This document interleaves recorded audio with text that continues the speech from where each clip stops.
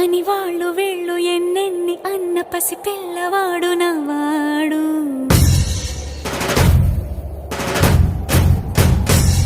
విడుముండోడు అని ఊరు వాడ అనుకున్న గాని మహారాజు నాకు నవ్వాడు.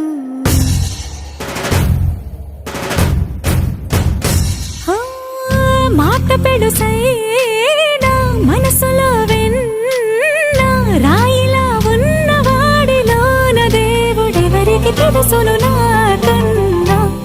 సూసేకి అగ్గిరవ్వ మాదిరే ఉంటాడే నా సవే.